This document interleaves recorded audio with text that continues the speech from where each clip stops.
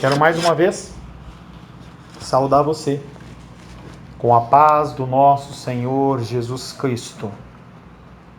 Saúdo você porque eu sei que você precisa de paz. Não a minha paz, mas a paz do Cristo Altíssimo. A paz que é disponível para aqueles que são filhos, para aqueles que são filhas, aqueles que confiam nele. Em nosso último encontro, estivemos meditando sobre o tema em Salmos 1, vida ou morte. Salmos 1 é um salmo extremamente atual, em especial porque trata das consequências das nossas decisões, e nós temos falado muito a respeito das consequências das nossas decisões. Diferentemente do que estamos acostumados a ouvir, que tudo é relativo, que não há uma regra, a palavra de Deus diz que é sim, sim, não, não. Ou suas consequências te levam a uma vida eterna ao lado do nosso Senhor Jesus Cristo, ou ela leva você para a perdição eterna no lago de fogo e enxofre. Não há outra saída, não há um meio termo, não há um purgatório, não há um local intermediário para que você possa mudar o seu jeito. É aqui e é agora. O verso que ficou da semana passada é Salmos capítulo 1, versos 5 e 6, que diz: por isso os ímpios não prevalecerão no juízo, nem os pecadores na assembleia dos justos. Pois o Senhor conhece o caminho dos justos, mas o caminho dos ímpios perecerá. Há sim diferença entre aquele que serve e aquele que não serve a Deus. Não se deixe enganar. Essa diferença podemos verificar mesmo nos dias de hoje, nas nossas vidas naturais aqui na terra. Mais ainda verificaremos na eternidade. O julgamento final ele se aproxima. Apesar de nós estarmos vivendo um tempo de pandemia, saiba que Cristo pode voltar. Não creio pessoalmente que este é o julgamento final, mas Deus não está preocupado com o que eu acho ou o que eu penso. Sim, Deus ele pode tocar a sua trombeta a qualquer momento, isso tem que ser uma realidade para você. O tic-tac do relógio se iniciou com a morte e a ressurreição de Jesus Cristo, e lá iniciou-se o fim dos tempos. O reino de Deus, ele se inicia e vai haver um momento da tomada de posse.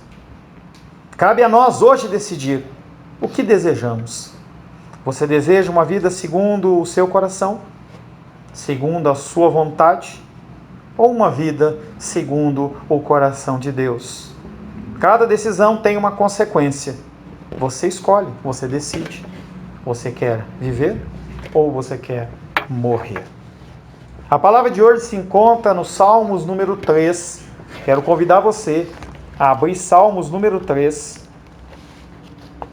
Por que, pastor, não é Salmos 2? Já que nós fizemos Salmos 1 na semana passada. Porque não é Salmos 2, é Salmos 3. Gostou da resposta? Pois é. Salmos 3. O título da palavra de Deus hoje é Promessas. Não é a promessa do Roberto Carlos, mas é a promessa do Altíssimo. Salmos número 3, verso 1 em diante, diz o seguinte: assim diz a palavra de Deus: Senhor, como tem crescido o número dos meus adversários. São numerosos os que se levantam contra mim. São muitos os que dizem de mim: não há Deus. Não há em Deus salvação para ele. Porém tu, Senhor, és o meu escudo, és a minha glória, e o que exaltas e o que levantas a minha cabeça. Com a minha voz clamo ao Senhor, e ele do seu santo monte me responde. Deito-me e pego no sono. Acordo porque o Senhor me sustenta. Não tenho medo de milhares do povo que tomam posição contra mim, de todos os lados. Levanta-te, Senhor, salva-me, Deus meu, pois feres nos queixos a todos os meus inimigos, e aos ímpios quebra os dentes. Do Senhor é a salvação, e sobre o seu povo a sua bênção. Palavra do Senhor. Amém?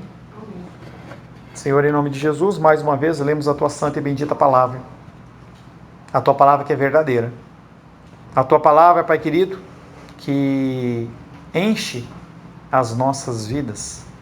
A tua palavra, Pai querido, que é maravilhosa. A tua palavra que nos cura. Nós nos submetemos ao Senhor. Nós nos submetemos à tua santa e bendita vontade. Pedimos que o Senhor fale conosco nesta noite, trazendo o recado santo ao nosso coração. Peço também, Deus, em nome de Jesus, que o Senhor possa me utilizar como instrumento da tua vontade. Apesar das minhas falhas, que o Senhor possa supri-las e alimentar os teus filhos e as tuas filhas em nome de Jesus. Amém. À luz do contexto desse salmo, nós temos que retroceder a nossa leitura pelo menos até 2 Samuel capítulo 15 e seguintes, onde lemos sobre a conspiração de Absalão contra o seu pai Davi. Esse salmo, ele começa falando que é um salmo que Davi fez, Davi lhe preparou, enquanto ele fugia de Absalão, o seu filho. Quando a rebelião ela foi ventilada a Davi, ele fugiu. E a narrativa histórica fornece um quadro do rei chorando, desesperado, enquanto subia o Monte das Oliveiras, descalço e com a cabeça coberta. Está lá em 2 Samuel capítulo 15, verso 30. Davi, embora expulso do seu reino, deprimido e sem qualquer esperança de encontrar descanso em nenhum lugar da terra, não cessa de invocar o seu Deus e de buscar apoio em suas promessas contra os mais profundos terrores, contra as gozações, contra os cruéis assaltos dos seus inimigos e até ataque à sua própria vida. A morte estava alcançando ele, mas mesmo assim, ele continua confiando em Deus. O início da nossa exposição está no título, Salmo de Davi, quando fugia do seu filho Absalão, e nós temos que falar um pouco da história da palavra de Deus. Você vai encontrar essa história em 2 Samuel capítulo 13, 2 Samuel capítulo 11, em que Davi começa a sua jornada pecaminosa, lá em 2 Samuel capítulo 11. E o 2 Samuel capítulo 11 começa dizendo que no tempo em que os reis saíam para a guerra, Davi não foi. E ele ficou sem fazer nada ali no seu palácio. Ele sai na sua varanda e vê uma mulher se banhando. E a palavra não especifica o que aconteceu ali naquele meio, mas um momento aquela mulher estava se banhando e no outro momento aquela mulher estava com ele, tendo relações sexuais. Ele não perguntou se ela era casada. Não se fala se Batseba ela resistiu. Mas logo depois disso, Davi descobre que aquela mulher está grávida. E está grávida de um dos seus grandes amigos. Numa época ainda escura, numa época ainda de dificuldade, em que Davi não era rei e era perseguido por Saul. Alguns homens andavam com ele e eram conhecidos como os valentes de Davi, e entre eles estava um homem chamado Urias, o Heteu. Davi arma todo um esquema para tentar dizer que a paternidade daquela criança não é dele, mas é de Urias.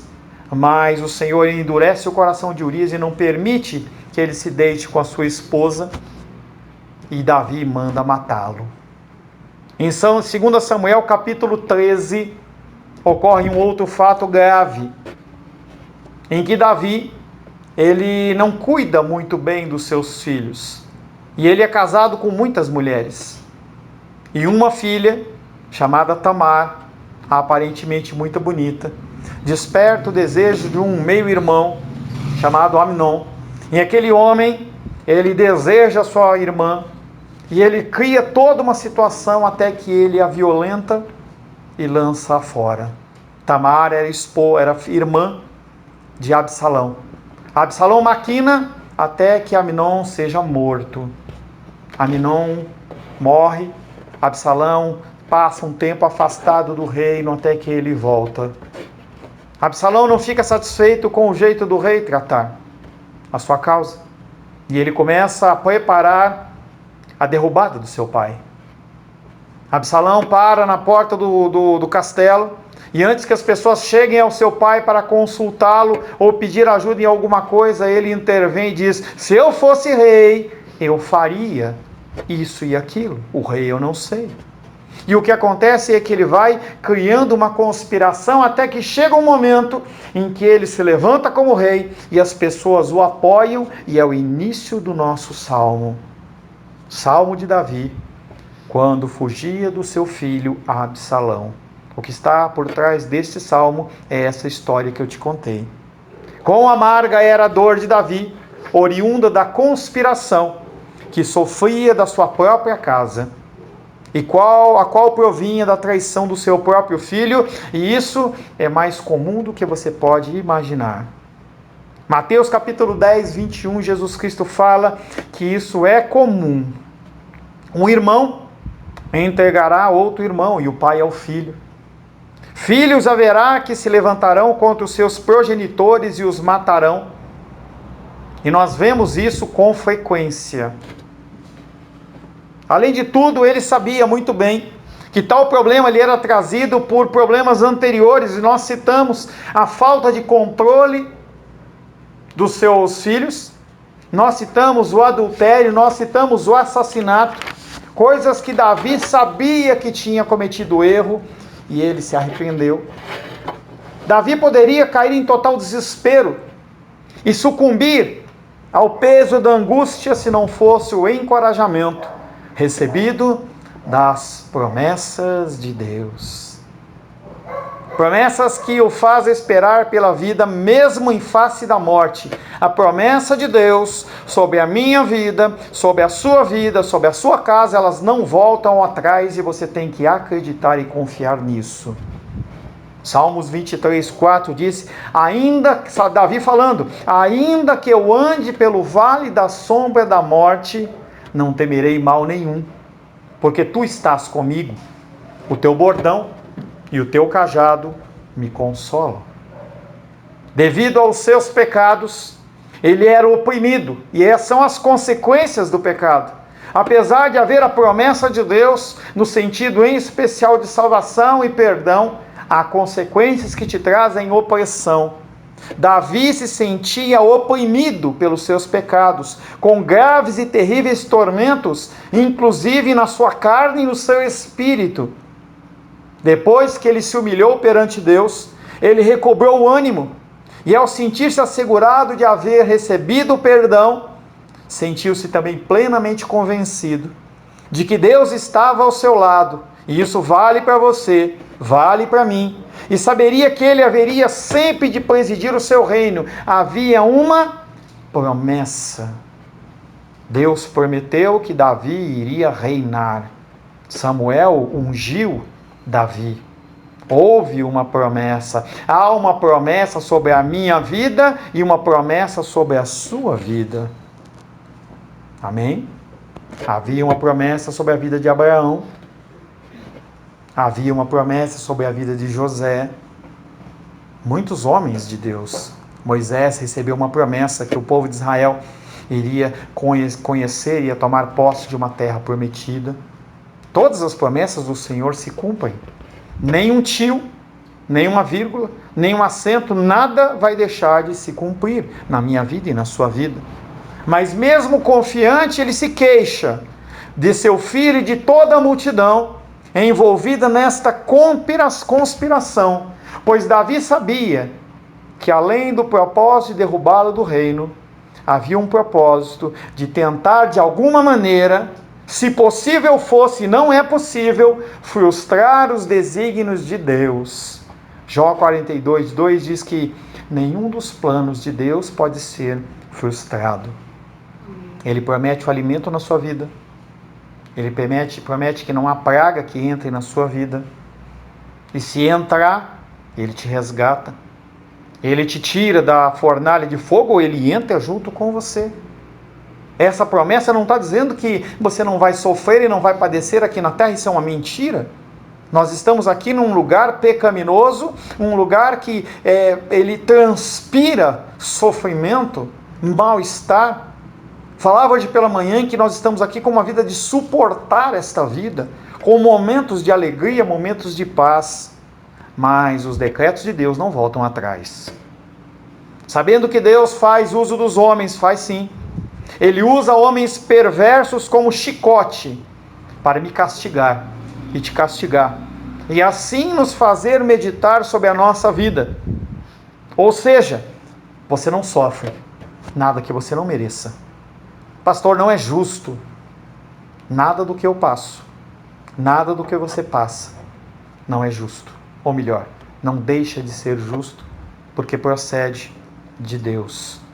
Devemos refletir sobre os nossos atos, e com essa reflexão, nós devemos ser conduzidos ao arrependimento.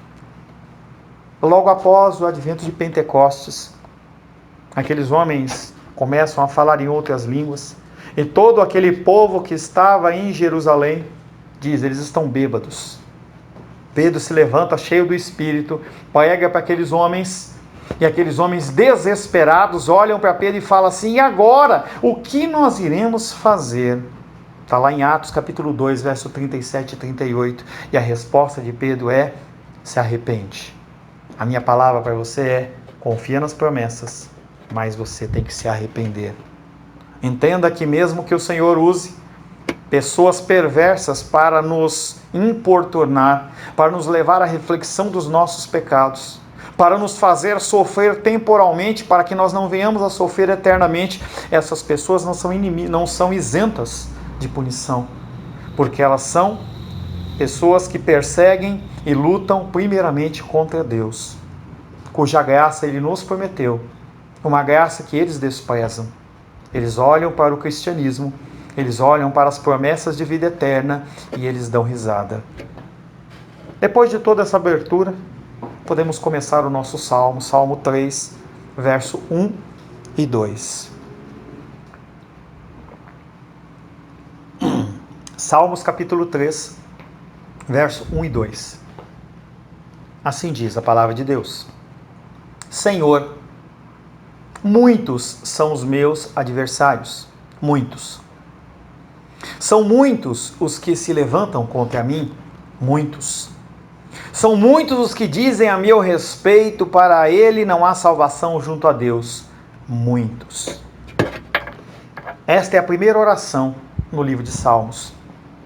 E há uma tríplice menção da palavra muitos que chama a atenção, e é claro que eu expressei repetidamente exatamente para te chamar a atenção. Talvez a sua versão não esteja 3 vezes muitos, mas em algumas outras versões eu pude observar que há essa incidência.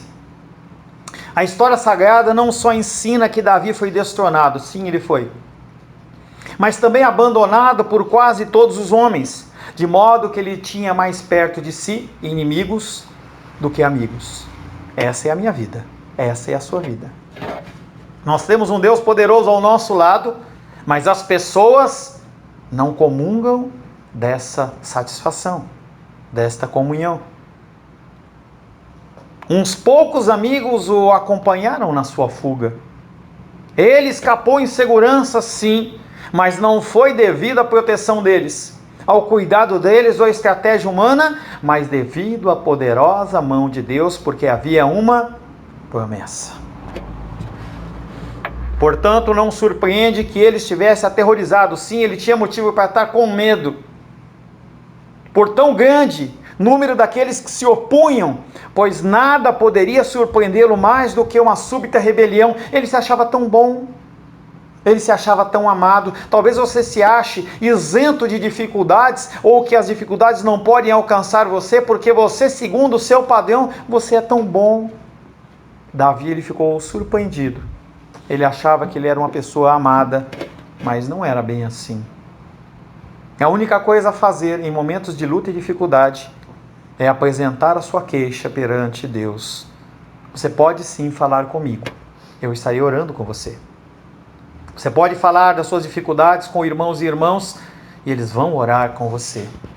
Mas na verdade, quem pode te ajudar é o Senhor. 1 Samuel capítulo 1, verso 10, fala da oração de Ana, que estava com o ventre fechado, amada e fechada, e não conseguia gerar filhos. Levantou-se Ana e com amargura de alma orou ao Senhor e chorou abundantemente. Talvez seja a hora de você chorar na presença do Senhor. Entrar no seu quarto, fechar a sua porta e deixar as lágrimas correrem. Deus não vai se mover sentimentalmente por você, mas você, quando está com o coração quebrantado, você se expõe mais ao Senhor. Certamente esse é o único remédio que pode aplacar os meus temores e os seus temores. Nós temos que colocar as nossas preocupações sobre Ele. Mateus capítulo 11, versos 28 a 30 diz: Vinde a mim, todos os que estáis cansados e sobrecarregados, e eu vos aliviarei.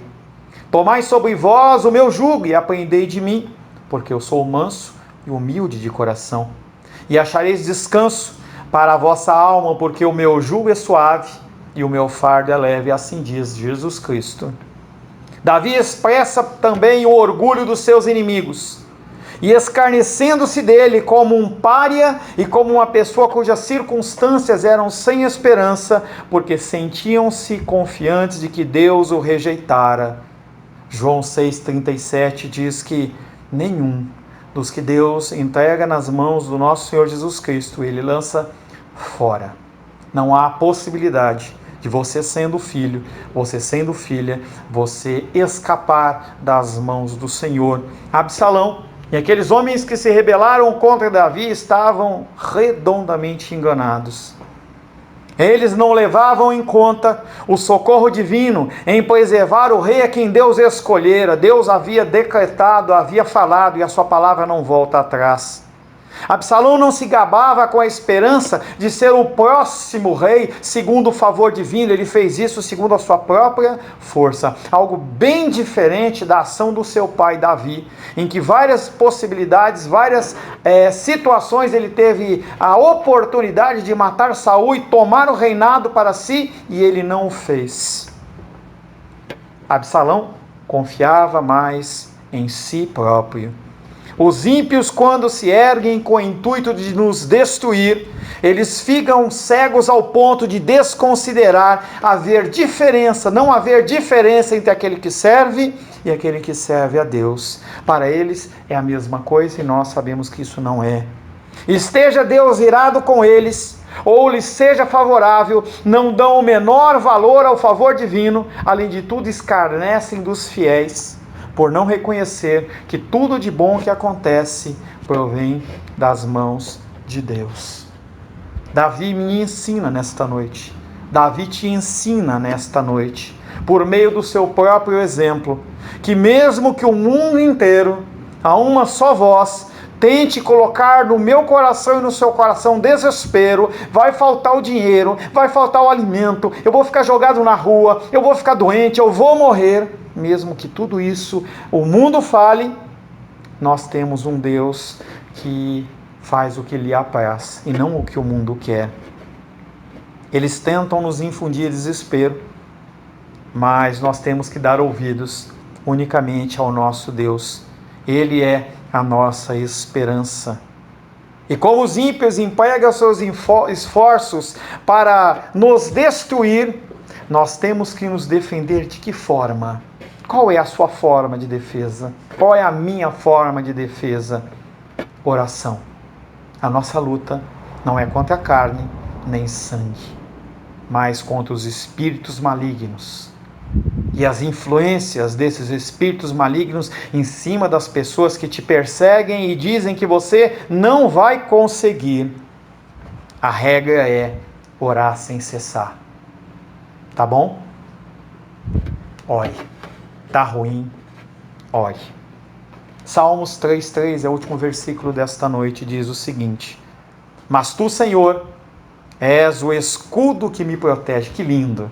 Ele é um escudo. Bate primeiro nele. Tu és a minha glória e o que ergue a minha cabeça, porque você anda com a sua cabeça abaixada, triste. Você está desconfiando do Senhor. Você acha que vai faltar. E Ele é aquele que ergue a sua cabeça. Davi emprega uma linguagem figurada de confiança, em oposição à audácia e profanas zombarias dos seus inimigos. E ele testifica que tudo quanto, mesmo que tudo dissessem, mesmo que eles lutassem, mesmo que eles tivessem razão, ele continuaria confiante na palavra de Deus. Abacuque passou por isso. Abacuque capítulo 3, verso 17 e 18 declarou: ainda que a figueira não floresça, nem haja fruto na vide, o produto da oliveira minta, e os campos não produzam mantimento, as ovelhas sejam arrebatadas do aprisco, e nos currais não haja gado. Parece a sua situação. Todavia, Abacuque diz: eu me alegro no Senhor, eu exulto no Deus da minha salvação, porque Ele é o nosso escudo e aquele que ergue a nossa cabeça. Por que Davi se posiciona desta forma, sem medo e sem temor? Porque ele fez uma breve oração. Será que a confiança de Davi está numa breve oração? Ou está baseada em relacionamento?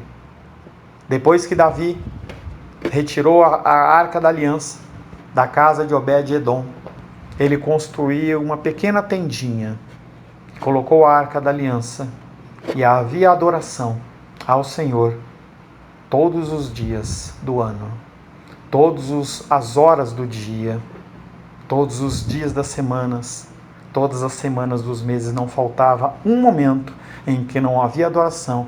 E Davi fez mais de 3 mil instrumentos para adorar ao Senhor. Ele tinha com Deus um relacionamento. Por que será que você está tão preocupado? Será que não está faltando um pouco mais de relacionamento? Use esse tempo na sua casa para desenvolver um relacionamento com o Senhor. Tudo indica que ele acalentara previamente uma inabalável esperança de livramento à luz das circunstâncias, de não fazer aqui menção da sua presente perseguição. Ele não está citando mais a perseguição, ele está falando da confiança. Salmo 51,4 diz: pequei contra ti somente, fiz o que é mal perante os teus olhos, de maneira que serás tido por justo no teu falar e puro no teu julgar. Será que não está faltando esse tipo de declaração para você? Senhor, eu pequei. Se o Senhor acabar com tudo, o Senhor está certo. Eu confio no Senhor, eu confio na sua misericórdia. Davi sabia que não fora totalmente eliminado do fator divino, porque havia uma promessa. E que a escolha divina, para ele ser rei, permanecia imutável, porque todos os desígnios de Deus são imutáveis. Ele animou-se a esperar por um resultado favorável às suas atuais tribulações. Espere em Deus. Confie em Deus. Diante desse fato, ele se tornou tão ousado que ele disse que ele iria andar de cabeça erguida. O Senhor ergue a sua cabeça para que você possa não andar com soberba, mas andar em confiança do Senhor. Que como salmista, nós sintamos fortemente encorajados e nos gloriemos na certeza de que Deus, sem a menor sombra de dúvida, manterá o cumprimento das suas próprias promessas, independente de coronavírus, independente de situação econômica, independente do que você acredita. Os planos de Deus, eles continuam fiéis e eles vão te acompanhar todos os dias da sua vida. Deus repita comigo, Deus é o meu escudo. Ele é o seu escudo. Vamos cantar para finalizar uma música que tem tudo a ver com esta promessa. É um cântico que tem a ver como se fosse uma oração para você. Firme nas promessas do meu Salvador, cantarei louvores ao meu Criador. Fico pelos séculos do seu amor, firme nas promessas de Jesus. Firme, firme, firme nas promessas de Jesus, meu mestre, firme, firme, sim, firme nas promessas de Jesus, firme nas promessas sempre vejo assim, purificação no sangue para mim. Plena liberdade gozarei sem fim, firme nas promessas de Jesus. Firme, firme, firme nas promessas de Jesus, meu mestre. Firme, firme, sim, firme nas promessas de Jesus. Amém, queridos? Senhor, em nome de Jesus, louvamos ao Senhor pela Tua palavra, santa e bendita palavra. Seja, Pai, o nosso escudo. Cumpre as Tuas promessas nas nossas vidas. Enche-nos da confiança da Sua presença conosco. Não permita, Pai, que nós sejamos tentados acima das nossas forças. Que o Senhor nos levante quando tropeçarmos e cairmos, que nós possamos ser confiados, nós possamos confiar nas Tuas promessas, que são reais e são eternas. Oramos em nome de Jesus. Amém. Graças a Deus.